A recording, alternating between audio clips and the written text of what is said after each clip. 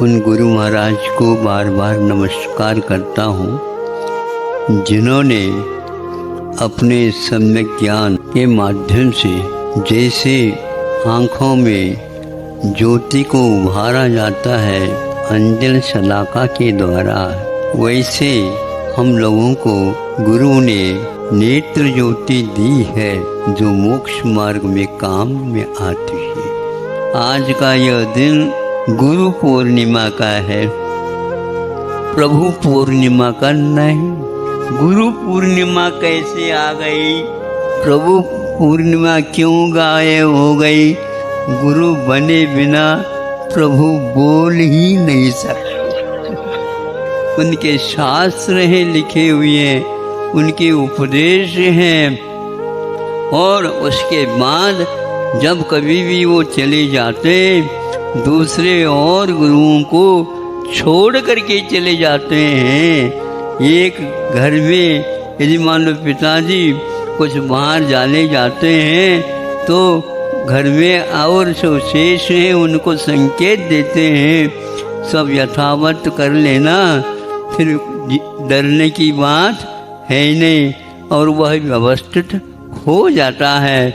ऐसे हमारे लिए तीर्थंकरों के अभाव में भी, बड़े बड़े आचार्यों के अभाव में भी जो तात्कालिक आचार्य थे उन्होंने हम लोगों के लिए लिख करके संकेत दे करके चले गए हैं। इस समय हमें कोई भी उसका कष्ट नहीं है।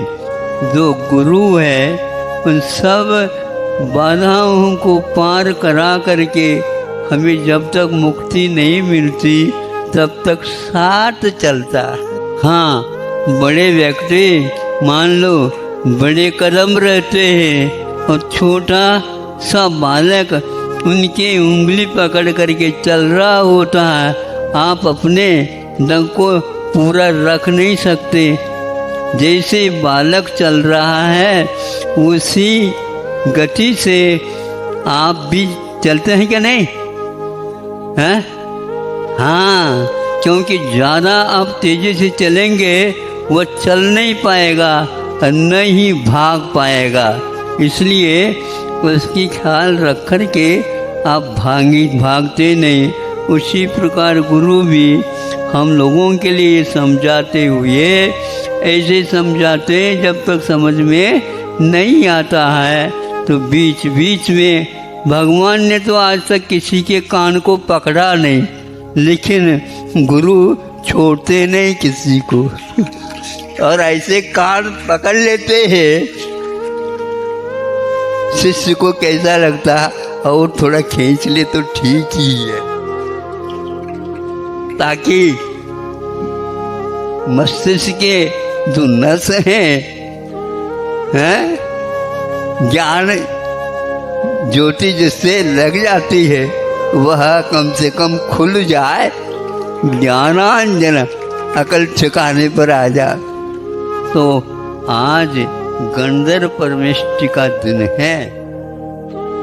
हाँ, पहले आए वे अपने तप वगैरह कर लिए और बाद में प्रतीक्षा होती है। गंधर्व परमेष्टि जब तक नहीं होते तब तक महावीर भगवान भी प्रतीक्षा करते हैं। 66 दिन तक प्रतीक्षा हुई है, तब गंधर्व परमेष्टि मिले हैं और वो जाते ही उनका अभिमान समाप्त हो जाता है और सम्मान के भाव जागृत हो जाते हैं और दिगंबरत्व को उन्होंने सीख लिया, स्वीकार कर लिया। और अगले दिन वहाँ एक प्रकार से कौन वीर शासन जयंती है था, अब कल तो है वीर शासन जयंती है।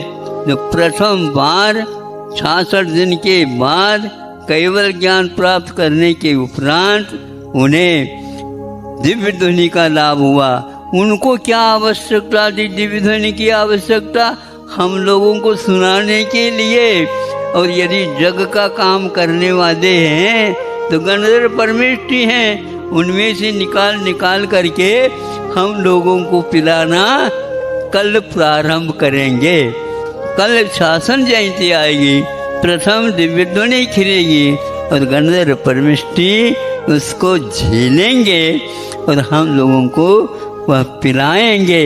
हमारी चिर जो लगी हुई प्यास पूरी बुझ जाए, ऐसे ही प्रभु से और ऐसे ही गंधर्व परमेष्टि से हमारी भावना है।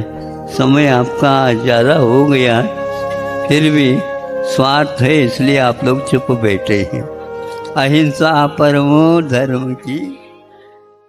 मैं जिनके लिए तरसा हर पल वो